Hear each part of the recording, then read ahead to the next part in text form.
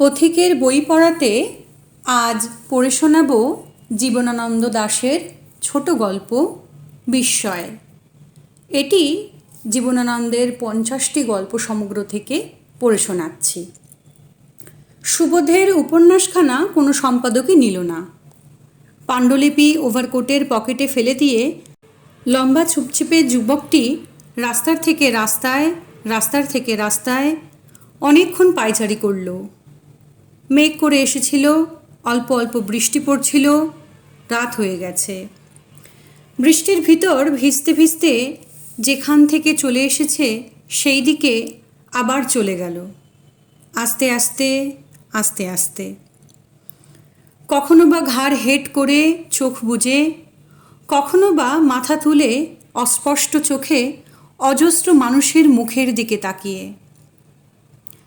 এক এক সময় মনে হচ্ছিল সে নিজে যেন স্থির হয়ে আছে, তার মন কোথাও যেন জলপাইয়ের সবুজ পল্লবের মতো অবনীর নীল অন্ধকারের ভিতর ঘুমিয়ে আছে, শান্তভাবে আবিষ্ট হয়ে রয়েছে।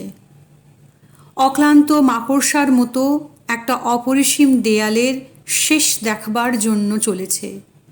না দেখা পর্যন্ত স্থিরতা নেই, স্থিরতা নেই।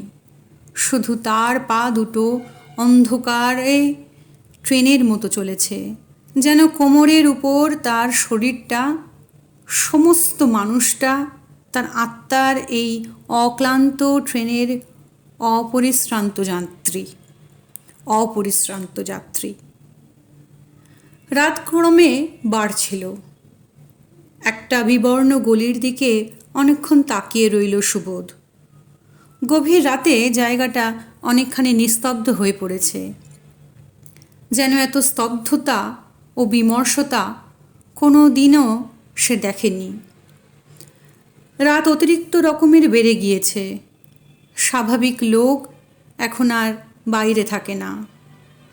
ওয়েলিংটন স্ট্রিটে একজন সার্জেন্ট ও দু একখানা পাহারাওয়ালার মুখোমুখি হয়ে পড়ল সুবোধ, যেন তারা সুবোধকে কৈফিয়ত দিতে বলে। কিন্তু ঘাড় হেঁট করে সুবোধ তাদের এড়িয়ে চলে যায়। কোনো প্রশ্নের উত্তর দিতে রাজি নয় সে আর। ধর্মতলার গির্জার ঘড়ির দিকে তাকিয়ে চমকে উঠল। কিন্তু চমকাবার কি আছে? এ জীবনে কিছুই স্বাভাবিক নয়। মনুমেন্টের দিকে চলল সে। শহরের শেষ গ্যাস লাইট কোথায় গিয়ে শেষ হয়েছে দাঁড়িয়ে সে ভাবছিল। দাঁড়ালো। তারপর আবার যতখানি পথ হেঁটে এসেছে সেই পথ দিয়ে আবার ফিরে চলে গেল। রাত তখন 3টে। মনুমেন্টের কাছ থেকে বরাবর এতখানি সে আস্তে আস্তে হেঁটে এসেছে, কোথাও থামেনি। হঠাৎ মনে হলো কে যেন কোন বাড়ির ওপরের তলার থেকে তাকে ডাকছে। সুবোধ থেমে গেল। পিছু ফিরে সেই বাড়িটার দিকে তাকালো। কোথাও কোনো শব্দ নেই, সবই ঘুমিয়ে আছে। হয়তো কেউ ডেকেছিল, হয়তো কাউকে, কিন্তু সুবোধকে নয়। এই বাড়ি, এই বাড়িটাকে কোনো দিন বিশেষভাবে বুঝে দেখতে যায়নি সে, হয়তো দেখেওনি কোনো দিন। কারা আছে জানে না সুবোধ, কিন্তু তবুও একটা ডাকের শব্দ শুনেছিল বাস্তবিক সে। ওপর দিকে তাকাতেই বাতাসে একটা জানালা বন্ধ হয়ে গেল, দেখেছে সুবোধ। এই বাড়িটার কাছে এসে অনেকক্ষণ তাকে থেমে থাকতে হলো। একতলার বারান্দায় উঠে দেয়ালে অনেকক্ষণ চুপ করে কান পেতে রইল সে। এই জীবনে এরকম বিস্ময় সে কোনোদিন বোধ করেনি। পরদিন দুপুরবেলা সুবোধ ঘুমের থেকে উঠল। তারপর 2-4 ঘন্টা চুপ করে শহরের জ্বলন্ত রোদের দিকে তাকিয়ে রইল। ভাবছিল, এমন দুপুরে সমুদ্রের জল কেমন গরম হয়ে উঠেছে। সেই উষ্ণ নীল ঢেউয়ের গন্ধ পাচ্ছিল যেন সে। পায়ের নখ থেকে মাথার চুল পর্যন্ত কি নিবিড়। বিকেল 5টার সময় স্নান করে একটা চায়ের দোকানে গিয়ে বসল সে। দোকানের ছোট্ট ছেলেটি চায়ের পেয়ালা টেবিলের তার কাছে রাখা মাত্রই সে উঠে পড়ল। হঠাৎ কালকের রাতের কথা মনে হলো তার, সেই বাড়িটার কথা। সে শটান সেই দিকে চলে গেল। সুবোধ গিয়ে দেখল বাড়ির দরজা জানালা সমস্ত খোলা। একজন বুড়ো মতন ভদ্রলোক নিচের তলার জানালার রেলিংয়ে হাত দিয়ে দাঁড়িয়ে আছে। সুবোধ বললে, এ বাড়িতে কে আছে? কেউ নেই। খালি পড়ে আছে? কদিন ধরে? না, আজই খালি হয়ে গেছে। আজ? হ্যাঁ। কাল লোক ছিল? হ্যাঁ। কারা ছিল?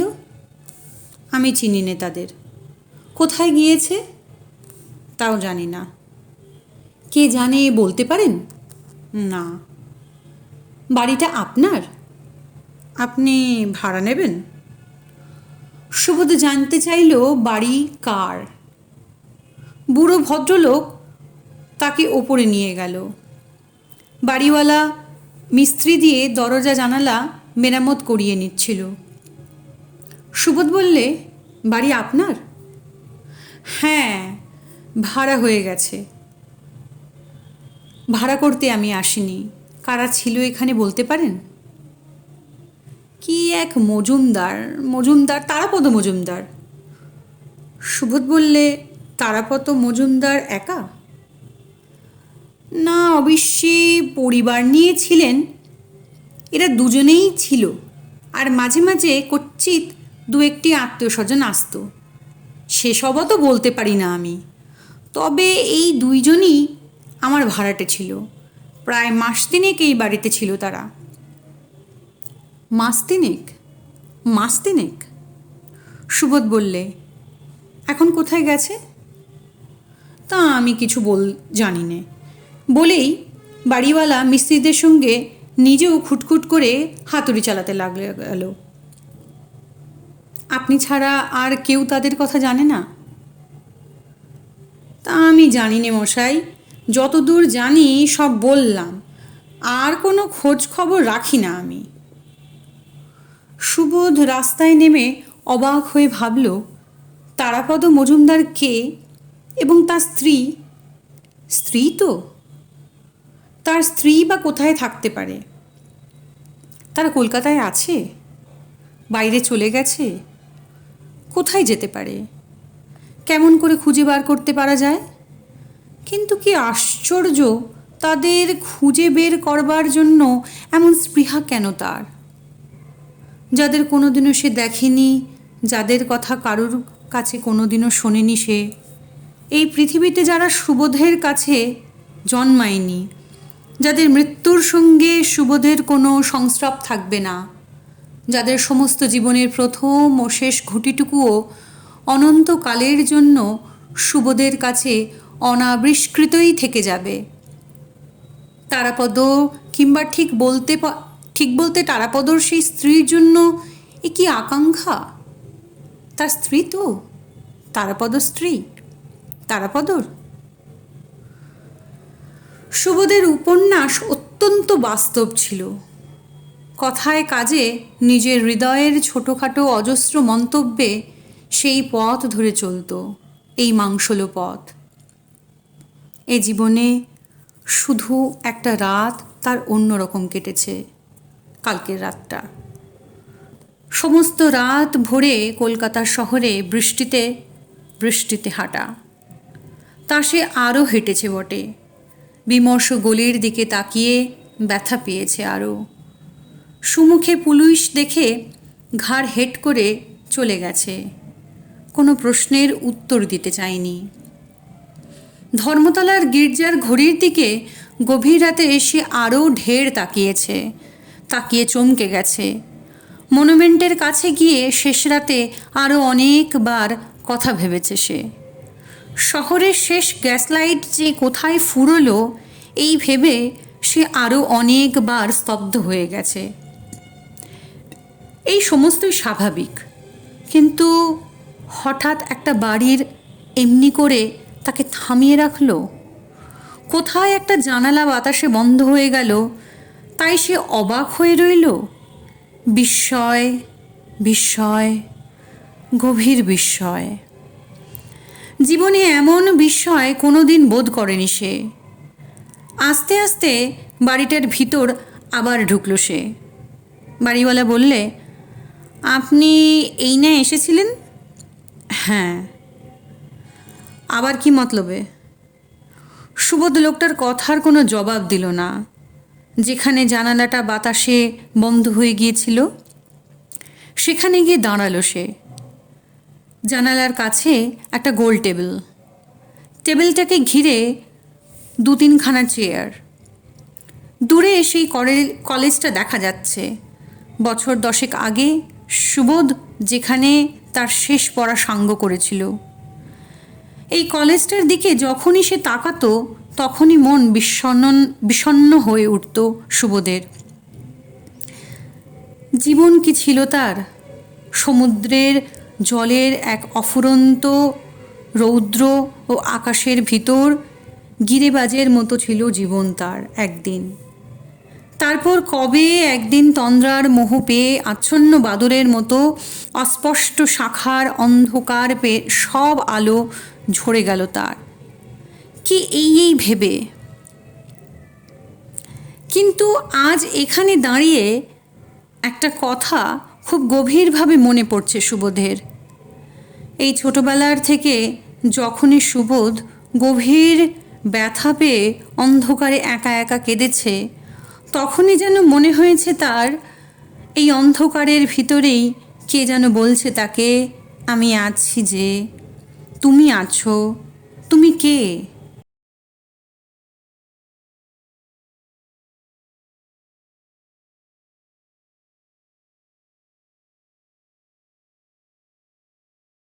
জীবনে নানা রকম স্বচ্ছ জ্ঞান লাভ করলেও অস্তিত্ব অস্বীকার করতে পারেনি।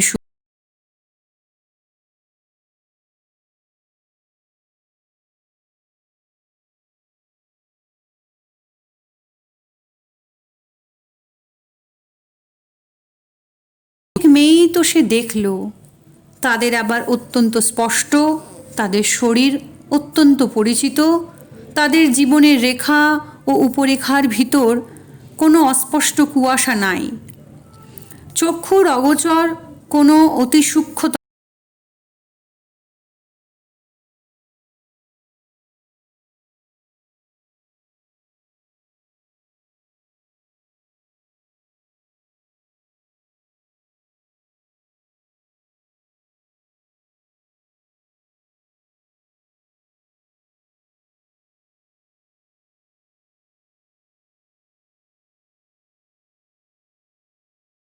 এদের পিছনে থাকে যে পর্দা কোনো দূরতম সমুদ্রের বাঘিনীহীন অন্ধকারের ভিতর যে অনাদিকালের একাকী থাকে, কখনো মানবীর রূপ ধরে, কখনো সুন্দর ডোরার রূপসী বাঘিনীর, কখনো শঙ্খচিলের, কখনো আমাদের পৃথিবীতে কে আগে চক্ষুর অগোচর কোনো অতি সূক্ষ্মতম বয়সের মৃদু ও কঠিন ইঙ্গিতের মতো এক দিন গভীর দুঃখের রাতে ছিল মাত্র। দেখা যায় যার যার সৌন্দর্যের শেষ ক্ষোভ মিটায় যে কাল রাতে, যেন মনে হয়েছিল তাকে মুখোমুখি দেখে ফেলেছে সুবোধ। এই জানালার পিছনে যেখানে আজ সে দাঁড়িয়ে আছে সেখানেই সে ছিল। জানালাটা বাতাসে বন্ধ হয়ে গিয়েছিল কাল। তাহলে এই মেয়েটি শুধু রইল, এই মেয়েটিকে যাকে কোনোদিন দেখতে পাবো না সুবোধ। এর জীবনের গভীর আঘাতের সময় সে এসে বলবে, আমি আছি।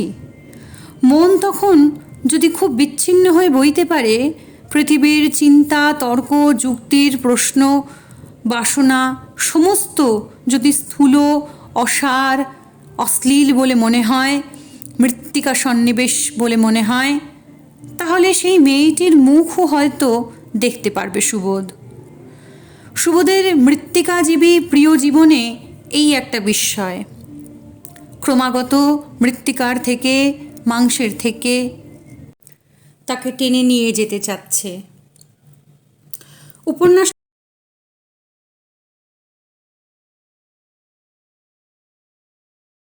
কলকাতায় তখন দারুণ গরম। দার্জিলিংয়ে 3 মাস একজন মহারাজের ছেলেকে পড়াবার একটা সুযোগ পেয়েছিল সুবোধ। সুবোধের জন্য অপেক্ষা করেছিল তারা। সুবোধ গেল না। 3 মাস ধরে এই উপন্যাসটা লিখল। আজ 3 মিনিটের ভেতরেই এটাকে ছাড়কার করে ফেলল সে। 3 মাস ধরে এই বইটা লিখেছিল সে। সেই অসহ্য গরমের প্রতিটি দিনের কথা মনে পড়ছিল সুবোধের। প্রতি ভোরেই মনে হতো তার কাল যা লিখেছে তা কত মিথ্যা, চারিদিককার পৃথিবীর কাছে তা কত অপ্রয়োজনীয়।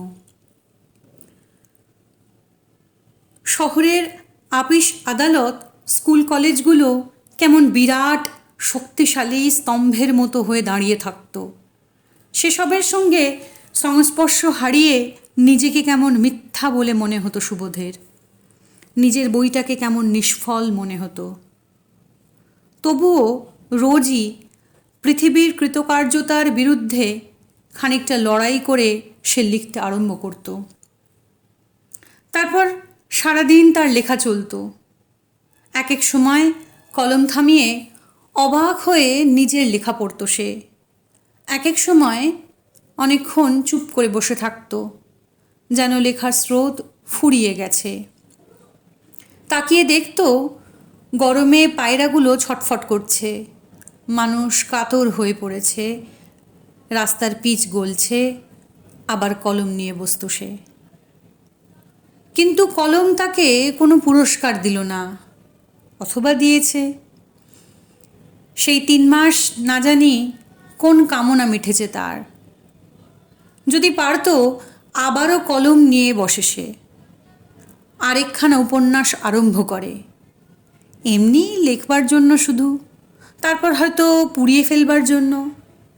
কিন্তু তবুও উপন্যাস আর লেখার ইচ্ছে হচ্ছে না সুবোধের।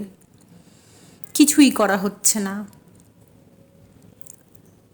তারাপদ বললে, কেন ভালো করিনি কেন সতী?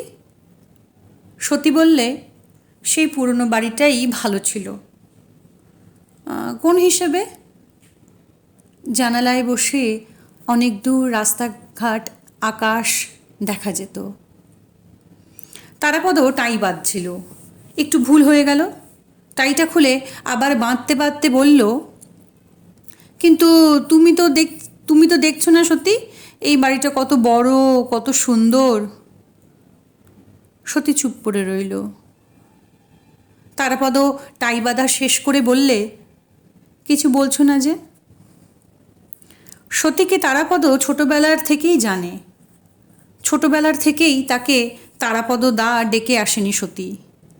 তারাপদ দাকে পৃথিবীর সকলের চেয়ে পৃথক করে নেয়নি কি? কত মায়া মমতায় জড়িয়ে এসেছে এই মেয়েটি তারাপদকে, সেই তাদের দুজনের সেই দূর আবছায়া শৈশব থেকে।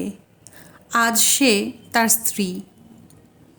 তবুও সেই মমতা মধুরতার তীব্রতা নেই যেন আজ আর। ক্রমে ক্রমে মেয়েটি মরে পড়েছে, যেন উপচিয়ে দূরে চলে যাচ্ছে কোথায় যে। তারাপদ বুঝে উঠতে পারে না। মাঝে মাঝে সতীকে জিজ্ঞেস করে, তারাপদ, তুমি আমাকে ভালোবাসো? সতীর অন্য কোনো প্রেমিকই নেই।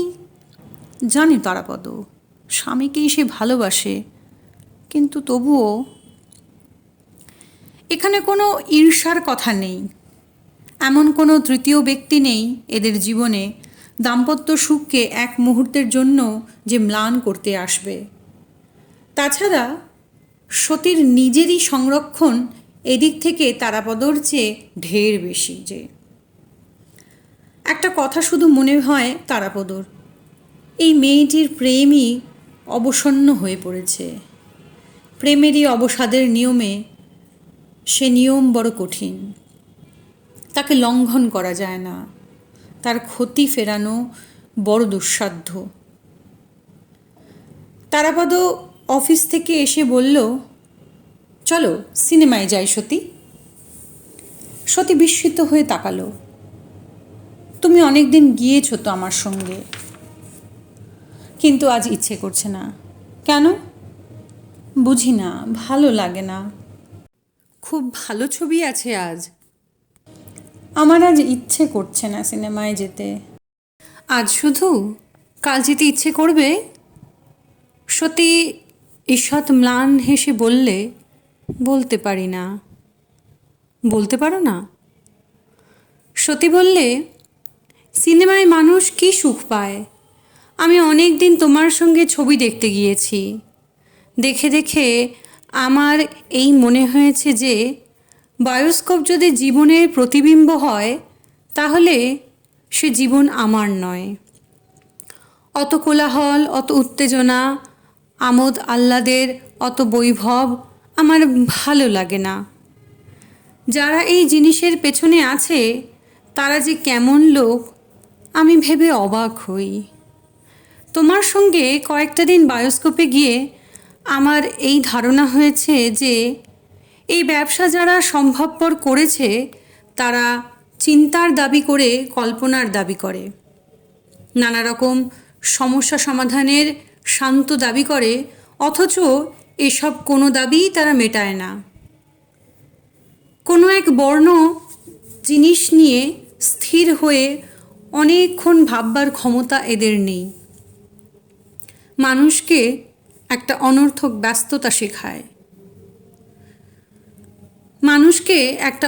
ব্যস্ততা শেখায়। শুধু যেন দুদণ্ড কোনো ভাব বা কল্পনা নিয়ে অপেক্ষা করবার সময় নেই কারু।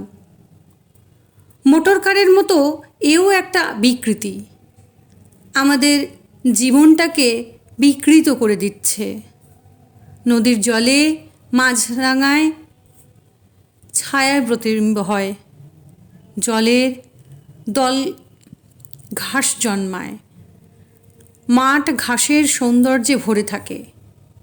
দিনের পর সুন্দর অন্ধকার আসে, আকাশে নক্ষত্র দেখতে পাই। এই সবের চেয়ে অন্য কোনো সৌন্দর্য বা সান্ত্বনা চাই না আমি জানি যারা অতিরিক্ত সিনেমা ভালোবাসে তারা এই বিকৃতিকে ভালোবাসে, কল্পনাহীনতা, চিন্তাহীনতার এই বিকৃতিকে। অথচ নিজেদের তারা আর্টের ভক্ত বলে মনে করে। আর্টকে আমিও ভালোবাসি, কিন্তু কলকাতার শহরে এসব কোথায় পাচ্ছ তুমি? যেটুকু পাই সেই আমার যথেষ্ট। তারাপদ খানিক চুপ করে রইল, বললে, তুমি তো একসময় থিয়েটারে আর্টিস্ট হতে চেয়েছিলে। চেয়েছিলাম। আমাদের দেশে তেমন নাটক থাকতো, যদি থিয়েটারের আর্টিস্ট হতে আজও আমি রাজি হতাম। কিন্তু ওদের দেশে সিনেমায় যেমন অপেক্ষার অভাব, ব্যস্ততা বেশি, কাজেই আর্ট প্যাঁচার তাড়নার মিঠু ইঁদুরের মতো। আমাদের দেশে থিয়েটারও তাই। তাহলে আর্ট উপভোগ করা আমাদের দেশে কারোর পক্ষে সম্ভব নয়? আমাদের দেশে সাহিত্যে তবু কিছু আর্ট আছে। বাংলা সাহিত্য তারাপদ ঘটায়নি। সতী বললে, ছবি গানে আমাদের দেশে ওদের দেশেও বরং আর্ট সিনেমা থিয়েটারের চেয়ে ঢের বেশি অবসরের সৌন্দর্য নিয়ে বেঁচে রয়েছে, ঘিয়ের বাতির মতো জ্বলতে। তাই চিন্তা ও কল্পনার সৌন্দর্য তাই পাওয়া যায়, তাতে শান্তি পাওয়া যায়, গভীর শান্তি, সান্ত্বনা পাওয়া যায়।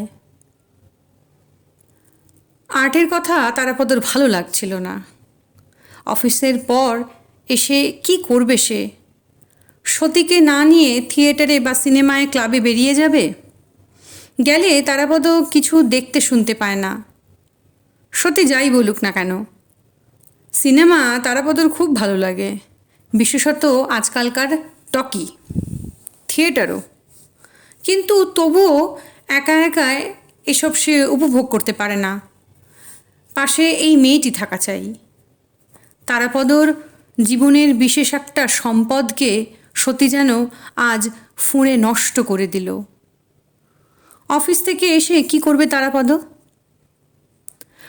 প্লাজায় চমৎকার টকি ছিল, সতীর সান্নিধ্য সবসময়ই থাকত। বিচিত্রভাবে হেঁটে যেত আর সন্ধ্যাপত্রা।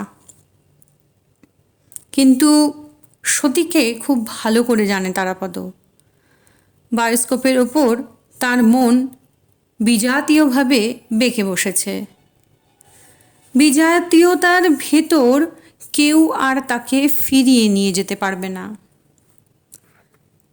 তারাপদ বললে, চলো ময়দানে হাওয়া খেয়ে আসি।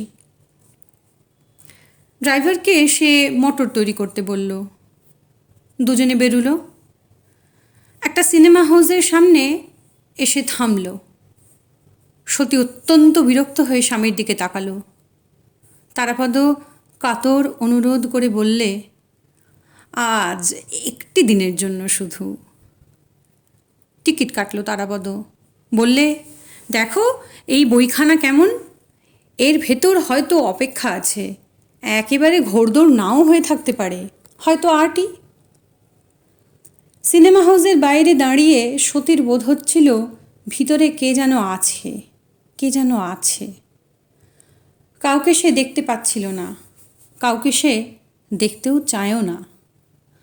তবু কে যেন রয়ে গেছে। সতী আবার মুখ তুলে তাকালো। কই সমস্ত স্বাভাবিক, সমস্ত সাধারণ স্বাভাবিক লোকগুলো, এদের কাউকেই তো সে চায়নি। চোখ নামালো সতী। তারাপদ যখন ভিতরে নিয়ে চলেছে, সে যেই দরজার মধ্যে দিয়ে ঢুকছে, অমনি কে যেন বাইরে এসে দাঁড়িয়েছে বলে মনে হলো। ঠিক যেই জায়গায় সে দাঁড়িয়েছিল ঠিক সেই জায়গায়। কিন্তু তখন পিছন ফিরে তাকাবার কোনো অবসর ছিল না, কোনো সুযোগ ছিল না। তারাপদ তাকে কোথায় টেনে নিয়ে চলেছে যে। সিটে বসে সতীর মনে হচ্ছিল সেদিন রাতে সেই পুরনো বাড়ির জানালার পাশে দাঁড়িয়ে ঠিক এমনই বোধ হয়েছিল তার। ঠিক কাকে যখন দেখতে যাবে সে, অমনি জানালাটা বাতাসে বন্ধ হয়ে গেল। তারাপদ তাকে বিছানার পাশে টেনে নিল। সিনেমায় সুবোধ নিজের অজ্ঞাতসারে সতীর পাশেই এসে বসল। নিতান্তই দৈবক্রমে। বুঝতেও পারেনি সে যে একজন মেয়ে মানুষ তার পাশে বসে আছে। অভিনয়ের মধ্যে একবারও সে সতীর দিকে তাকায়নি। সুবোধের শুধু ভালো লাগছিল, কোমল ভালো লাগছিল। মনে হচ্ছিল পৃথিবীর এমন সুন্দর হৃদয়ে এত সান্ত্বনা, মানুষের জীবন এমন নিবিড় প্রেমে ভরা, কে যেন গভীরভাবে তাকে ভালোবেসে ঘিরে রেখেছে। সিনেমা দেখে নয়, এমনি এমনি সুবোধের এই সব কথা মনে হচ্ছিল। এতই অভিভূত হয়ে পড়েছিল সুবোধ যে ফিরেও দেখতে পায়নি তার পাশে কেউ বসে আছে কি না। এই বায়োস্কোপ হলের সমস্ত মানুষগুলোকে এক অবান্তর মনে হচ্ছিল তার। সতীর শুধু ভালো লেগেছিল। কে যেন গভীর বনচালতার বনে, শ্মশানের পাশে নিবিড় বনচালতার বনে এক খাঁজকাটা অজস্র সবুজ পাতার রহস্যের ভিতর, নরম পাতার কুয়াশার মধ্যে, চালতা ফুলের সুগন্ধি মসৃণ পাপড়ির ছায়ায়, রেণুর লোভে মৌমাছির মতো তার প্রাণকে ঘিরে রেখেছে। রাতে সুবোধের মনে কেমন একটা ব্যথা এলো। তখন অনেক রাত। সুবোধ দরজা খুলে বারান্দায় চেয়ারটা টেনে নিয়ে বসে রইল। ভাবছিল, আর্টিস্টের জীবন কি নিষ্ফল? অন্য মানুষেরা যেখানে কাজ করে, কথা বলে, কাজ করে, সব আফসোস মিটিয়ে দেয়, তারপর নির্বিঘ্নে ঘুমায় বা ভালোবাসে। আর্টিস্টরা সেখানে লিখতে চায় শুধু, কিন্তু কি লিখবে? স্বাভাবিক মানুষ যা লিখতে পারে তাই। তা যদি হতো তাহলে শান্তি থাকতো। হৃদয়ের সঙ্গে বনিবনাও করে সর্বসাধারণের পথে চলে সকলের মতো ভাবনা ভেবে কাজ করে জীবন কি দ্রুত হতো, তাহলে কি শক্তিশালী হতো। আর্টিস্টের জীবন নিষ্ফল। তার চিন্তার শেষে কোনো সিদ্ধান্ত নেই, তার কাজ পরে কোনো বিশ্রাম আনে না। তার কথা আজকের মতো বাতাসের স্ফুলিঙ্গ, তৃপ্ত হয়ে থাকতে চায় না। যদি সে কথা বলতে আরম্ভ করে, কিন্তু কার সঙ্গে কথা বলবে সে? তাকে মনে মনেই কথা বলতে হয় নিজের সঙ্গে। সুবোধ ভাবছিল, আশ্চর্য, 3 মাস ধরে একটা উপন্যাস লেখা গেল, এই কদিন আগেও সেটা সে ছাপতে চেয়েছিল, কিন্তু এখন মনে হয় সেটা ছাপালেও যা হতো, ছাই হয়েও তাই হয়েছে। সবচেয়ে শেষ গল্প যখন লিখবে সুবোধ, তখনও এই কথা মনে হবে।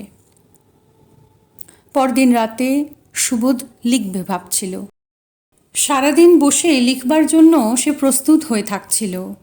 সেই জন্য আজ দুপুরবেলা তাসের আড্ডায় যায়নি সে আর, নিজেকে নিবিষ্ট করে রেখেছে। সন্ধ্যার সময় তবু একটা হুল্লোড় এলো। পরদিন তার একটা পুরনো লেখা কোথার থেকে ফিরে এলো ঠিক সন্ধ্যার ডাকে। অনেকক্ষণ সে অবাক হয়ে বসে রইল। এই লেখাটার কথা অবধি সে ভুলে গিয়েছিল, কিন্তু নিজের স্রষ্টার কাছে নিজেকে মনে করিয়ে দেবার আর কোনো সময় কি পেয়েছিল না এই রচনাটির?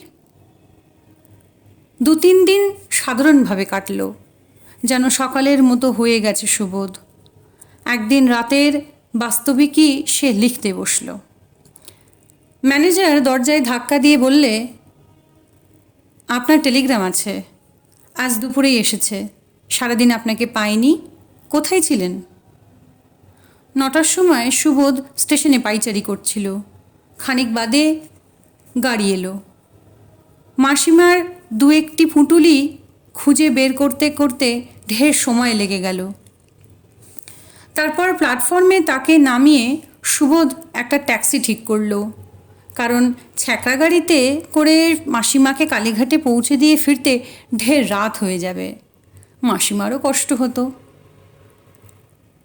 হাওড়া স্টেশনে দেরাদুন এক্সপ্রেস তৈরি হচ্ছিল, আর একটু পরেই ছাড়বে। সুবোধের ট্যাক্সিটা যখন খানিক দূর এগিয়েছে, হঠাৎ মনে হলো তার কারা যেন মোটরে করে তার পাশ দিয়ে চলে গেল।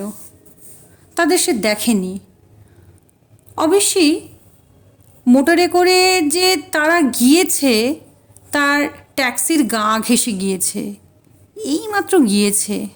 এই সম্বন্ধে তার বোধ যেমনই তীক্ষ্ণ তেমনই বেদনাদায়ক। হৃদয় বিহ্বল হয়ে ওঠে, ভালোবাসা নিবিড় গন্ধে ভরে যায়। শ্মশানের পাশে সেই বনচালতার বিথির কথা মনে হয়। তখনই ট্যাক্সি থেকে নেমে তাদের পিছে যেতে ইচ্ছে করল সুবোধের। কোথায় গেল তারা?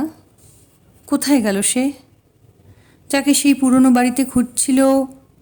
সে নাকি সেদিন সিনেমায় বসে যার কথা শুধু মনে হয়েছে, সেই জন্য জীবনকে পৃথিবীকে এত ভালো লেগেছে? সেই তো পাশ দিয়ে গেল, তাকে দেখা গেল না, কিন্তু তবু মনে হলো সে ছাড়া আর কেউ নয়। নইলে রাতটাকে এমন নরম মনে হবে কেন, এমন শান্তি সান্ত্বনায় নিবিড়? সুবোধ বললে, মাসিমা। মাসিমা শুনতে পেলেন না। ট্যাক্সি প্রতি মুহূর্তেই হু হু করে সকলের থেকে বিচ্ছিন্ন হয়ে আরও বিচ্ছিন্ন হয়ে কোথায় যে ছুটে চলেছে। তারপর এই কোলাহল, ভিড়, শীত, ধোঁয়া, অন্ধকারের ভিতর কেউ যেন বুঝতে পারে না পৃথিবীতে কে বাস্তবিক কার। স্টেশনে নামতে না নামতেই সতী বলল, আজ ফিরে চলো। সে কি, এক্সপ্রেস যে এক্ষুনি ছাড়বে, দেরাদুনের ফার্স্ট ক্লাস দুখানা টিকিট অবধি কিনে ফেলেছি, তুমি কি বলছো সতী? টেনে নিয়ে সতীকে কেবিনের ভেতর ঠেলে দিল। তারাপদ বললে, পাগলামি আর কাকে বলে? সতী বললে, লক্ষ্মীটি, এবার আমার কথা শোনো, কাল যেও, আজ না। আজ চলো আমরা একটু মোটরে করে বেরিয়ে আসি গে। তারাপদ রুমাল দিয়ে মুখ মুছতে মুছতে হাসতে হাসতে আরক্ত হলো। বাস্তবিক সতী, তুমি যে কি বলো। আমি ঠিকই বলছি, তুমি চলো চলো চলো, বেরো। দেরাদুনে আমরা 1 মাসের বেশি থাকবো না। সতী উঠে দাঁড়ালো। হয়তো জানালা দিয়ে টপকাতে পারলেই তাই সে করত। তারাপদ তার হাত চেপে ধরল। ট্রেন ছেড়ে দিয়েছে। মেয়েটি কাতরভাবে চারিদিকে তাকাতে লাগলো, যেন ধানের সবুজ শরীর বেয়ে বেয়ে সোনালি গুচ্ছের উপর এসে বসেছে যখন মেঠো ইঁদুর, গুচ্ছের মাদকতায় সোনালি গন্ধে মগ্ন হয়ে ভাবছে একজোড়া ধারালো ঠোঁট তাকে নিয়ে অন্ধকারে দিকে উড়ে চলল। সুবোধ রুমে ফিরে এসে একটা চুরুট নিয়ে বসতে চেষ্টা করল। চুরুট আধা আধি শেষ করে সেটাকে টেবিলের উপর রেখে দিল। সেটা আস্তে আস্তে পুড়তে লাগলো। তারপর শীতের ভেতর নিভে গেল। তাকিয়ে তাকিয়ে দেখল সুবোধ। আর কিছু না, আর কিছু সে ভাববে না। আজ রাতে কিছু লিখবে না সে, একটু ঘুমোতে চেষ্টা করবে। কিন্তু তবুও বসেই রইল। এমনি একটা নিস্তব্ধ আচ্ছন্নতা, একটা বেদনামধুর আবেশ, একটা দীর্ঘ রেখায়িত প্রশ্ন, একটা বিস্ময় নিয়ে তার অনেক দিন কেটে গেল। একদিন শীতের শেষে অনেক ভোরে জেগে উঠে তার মনে হলো সুবোধের কলকাতায় সৌন্দর্য আবার যেন ফিরে এসেছে। সবুজ নোনার আতার শরীরে বৈশাখের রৌদ্রে তীব্র ঘন রসের সঞ্চারের মতো বাতাসের ভিতর কেমন একটা সতেজ মধুরতা। সে অনেকক্ষণ শেষ রাতের অন্ধকারে ছাদের পাঁচিলের কাছে দাঁড়িয়ে সমস্ত শরীরটাকে দেখতে লাগল। বাস্তবিক সে শহর দেখছিল না, কি যেন ভাবছিল। আর্টিস্টের জীবনের ক্লেশ বা অবসাদের কথা না, আর্টিস্টের জীবনের আকাঙ্ক্ষা, আভা, সান্ত্বনার কথা। আকাশ ক্রমে ক্রমে নীল হয়ে মাথায় উঠছে আরও। সমস্ত শহর রোদে ভরে যাচ্ছে। একটা এরোপ্লেন ওপর দিয়ে চলে গেল, ঢের ওপরে অথচ ঢের কাছে যেন। পরিষ্কার বাতাসে স্পষ্ট সেটাকে দেখা যাচ্ছে। কোথায় যাচ্ছে? আহা, এ যেন কলকব্জা নয়, এক বিস্ময় আজকের এমন ভোরে। সুবোধ এমনি একটা টিউশন নিলে যে তাকে রোজ 4-5টা মাইল হাঁটতে হতো, বাসে করে অবশ্যই খানিক দূরে যাওয়া যায়, কিন্তু তারপর বাস বা ট্রামের রাস্তা আর নেই, কাজেই ঢের হাঁটতে হয়। কিন্তু না গিয়ে উপায় নেই, কারণ আর্টিস্টকেও সাধারণ মানুষের মতন খানিকটা কাজ করতে হয়। যদিও এর বিরুদ্ধে তার ঢের প্রতিবাদ, যথেষ্ট লড়াই, কিন্তু তবুও তাকে শোনে কে? একদিন শোভাবাজার দিয়ে হেঁটে যেতে যেতে সুবোধ দেখল যে তার ছিন্ন বিচ্ছিন্ন স্লিপারটা হঠাৎ লাফিয়ে উঠে রাস্তার থেকে খানিকটা কফ গুটিয়ে নিয়ে তার নিজের পায়ের ওপরই ছুঁড়ে দিয়েছে। বেশ করেছে, নিজের গায়ে এমনি যথেষ্ট আবর্জনা, তার মুছে কি দরকার? সুবোধের চাদর প্রতিদিনই কিছু না কিছু আহরণ করছে। অসংখ্য মহিষ, গরু, গাড়ি ও পৃথিবীর সব রকম লোকের ভিড়ের ভেতর দিয়ে তাকে অনেকক্ষণ ধরে চলতে হয়। এক একদিন চাদরে খানিক গোবর লেগে থাকে, এক একদিন চাদরের এক একটা জায়গা অনেকখানি ভিজে থাকে, কেমন ক্লেদাক্ত যেন, বার্লির জলের মতো কাপড়ে জামায় নানা রকম চিপটে পড়ে যায়, গু লেগে থাকে। তবুও টিউশনটা ছাড়ল না সুবোধ। এই টিউশনটার জন্য তাকে ঢের পড়ে নিতে হচ্ছে, কাজেই সে আর কিছু লিখতে পারছে না। সেই উপন্যাসটা লেখার পর নতুন লেখা আর সম্ভব হয়ে ওঠেনি। সন্ধ্যারাতে রোজই পাশের ঘরে ব্রিজের আড্ডা বসে। আজকাল ব্রিজের আসলে যেতে পারছে না সুবোধ। কে কি বলে, কে কেমন খেলছে আন্দাজে ধরে নেয় শুধু। হরিপ্রসন্নবাবু বুড়ো মানুষ, দিনাজপুরের জমিদার, বালাপোষ গায়ে দিয়ে রোজ সন্ধ্যার সময় এই বোর্ডিংয়ে আসেন খেলবার জন্য। মানুষটির মনে গভীর মৃত্তিকার গন্ধ, খেলবার আগ্রহ সবচেয়ে বেশি তার। রোজই তার পার্টনার পোস্ট অফিসে কেরানিটি সেঁটে বসেছে তাকে, কিন্তু তাতে তার কোনো অপমান নেই, পার্টনার বদলাবারও কোনো প্রবৃত্তি নেই। বরং কেরানি তাকে জিতিয়ে দেয় বলে মনের ভেতর একটা আমোদ আছে। প্রতিটি রাবারেই তার নিজেরই অহংকার বাড়ল যেন। বালাপুষ গায়ে দিয়ে কোলবালিশে ঠেস দিয়ে শীতের রাতে বুড়ো হরিপ্রসন্নবাবুর আমেজ ও আগ্রহ, এই আনন্দ, এই যে মন যাতে কোনো ধোঁকা নেই, সন্দেহ নেই, বিষণ্ণতা নেই, বিবর্ণতা নেই, এই হচ্ছে স্বাভাবিক হৃদয়। কি যে স্বাভাবিক, আর্টের চেয়ে কত যে দূরে। এক এক বাজি খেলা হয়ে গেলে এদের প্রত্যেকেরই মন্তব্য শুরু হয়, ঝগড়া আরম্ভ হয়। কি নিখুঁতভাবে সমালোচনা করে এরা, পরস্পরের হাতের ও খেলার ঠিক পরিষ্কার বিশ্লেষণ।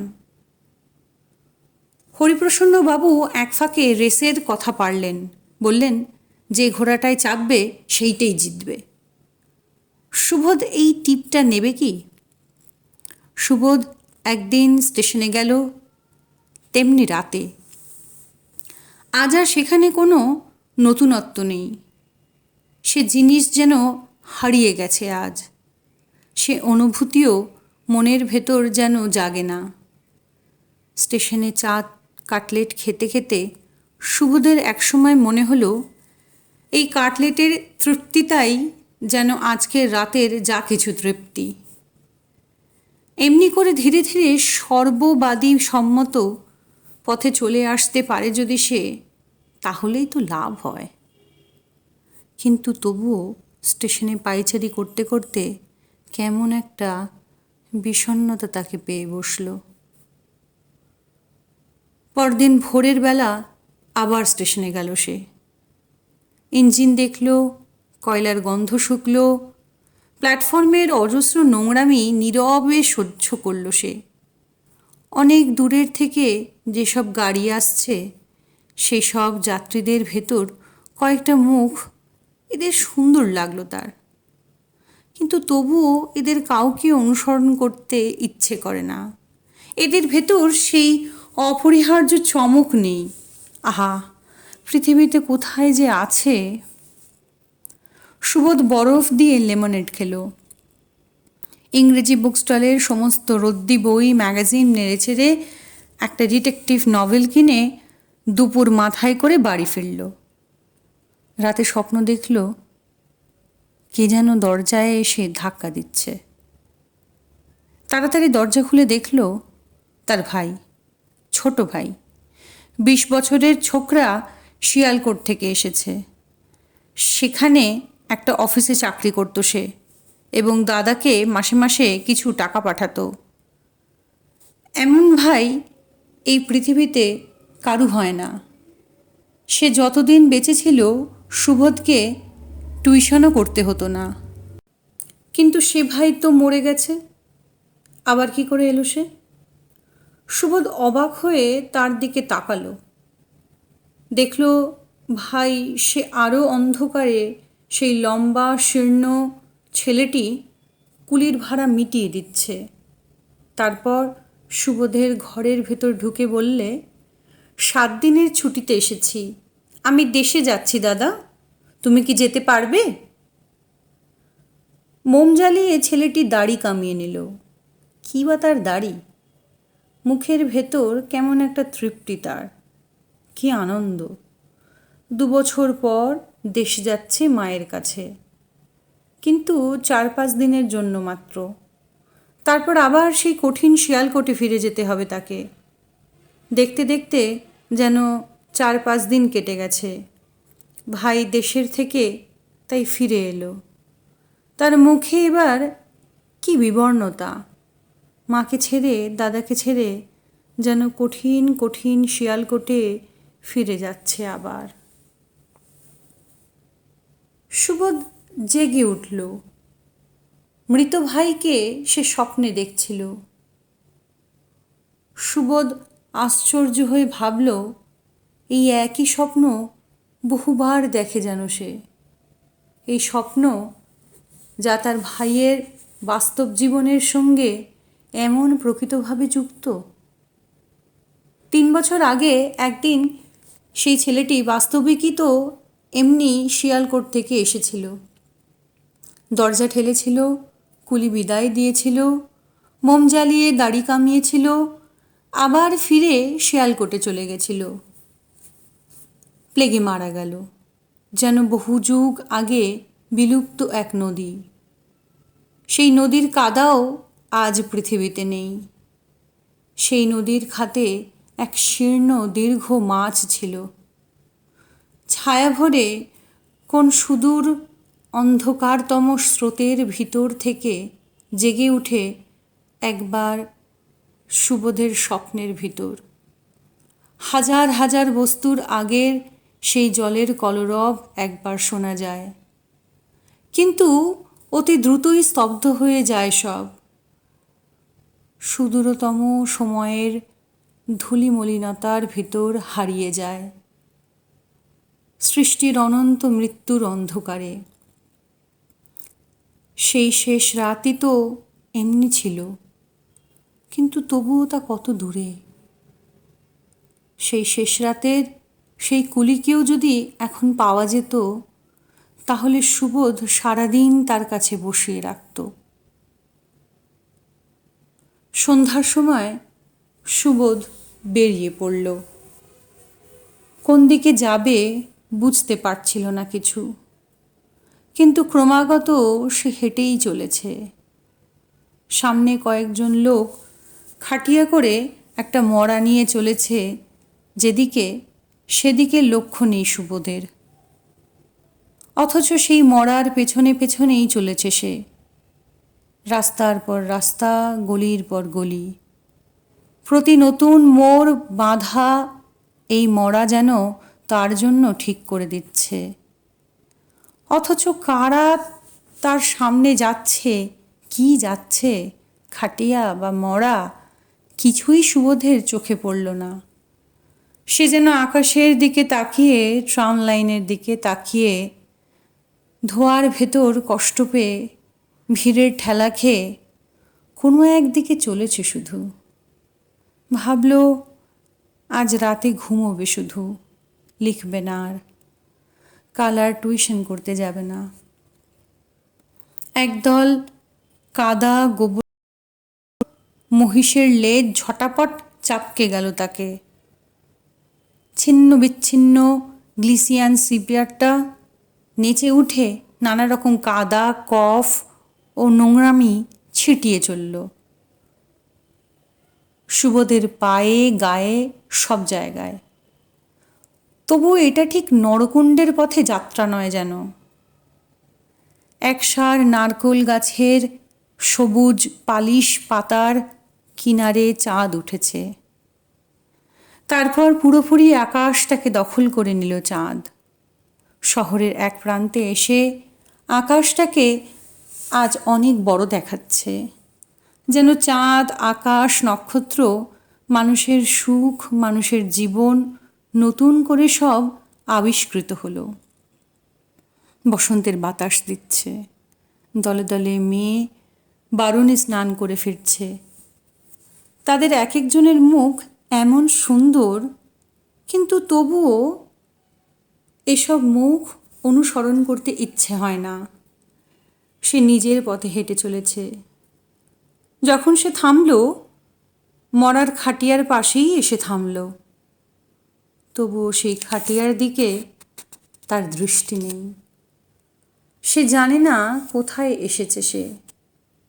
শ্মশান, মরা বা সৎকারের ত্রিসীমানায়ও তার মন নেই। মন একটু বিশ্রাম নিচ্ছে শুধু। জ্যোৎস্নায়, বসন্তের হাওয়ায়, নদীর গন্ধের কাছে উন্মোচিত জীবনের নতুন উন্মোচিত আশ্চর্য আস্বাদের ভিতর। এমন ভালো লাগছে সুবোধের, এমন কোমল লাগছে, মনে হচ্ছে পৃথিবী এমন সুন্দর, হৃদয়ের এত সান্ত্বনা, মানুষের জীবন এমন প্রেমে নিবিড়।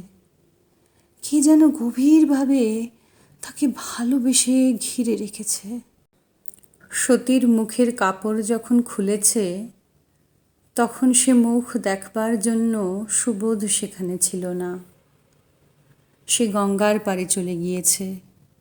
সে জানেই না কেউ মরেছে কিনা, কারো মুখের কাপড় খোলা হয়েছে কিনা। তবুও সতীর মুখের কাপড় খোলা হলো যখন আকস্মিক কি একটা পীড়ার আঘাতে হৃদয়ে রক্ত ঝঙ্কার দিয়ে উঠল যেন। নদীর জলে একটা শীর্ণ করুণ মাছ যেন অকস্মাৎ জলখুমরি কামড় খেল। হৃদয়ের সমস্ত তরুণ উজ্জ্বল রক্ত মেটুলির জল ঘূর্ণির ভেতর ধরা পড়ে গেল। ঝঙ্কার দিয়ে উঠল যেন তার। কেমন একটা নিষ্ফলতা তাকে পেয়ে বসল, কেমন একটা গভীর নিষ্ফলতা তাকে সবুজ করে তোলে নীল, সবুজ উজ্জ্বল করে তোলে। দিনের কর্কশতার অবসানে ফুলের মতো নরম সুন্দর কোনো এক রাত্রির দেশে বিকেলের জোনাকির নিরুজ্জ্বল হৃদয় পাখা ঘিরে যেমন ধীরে ধীরে ছায়া এসে হাত বুলায়, অন্ধকার এসে ক্ষিপ্রতার সঙ্গে। কেমন একটা নিষ্ফলতা তাকে পেয়ে বসেছিল। আর্টিস্টের নিষ্ফলতাই নয়, আরও কিছু। কিন্তু সে নিষ্ফলতা দু মুহূর্তের জন্য শুধু। একটা নিবিড় ঘুম এলে তাকে ঘিরে ফেলতে লাগলো যেন। খুব ব্যস্ততার সঙ্গে নয়, আস্তে আস্তে। জীবন মৃত্যুর মাঝখানে এই প্রতীক্ষাকে এত নরম বোধ হতে লাগলো সুবোধের। নিষ্ফলতা ঘুমের ভেতর শূন্য হয়ে গেছে।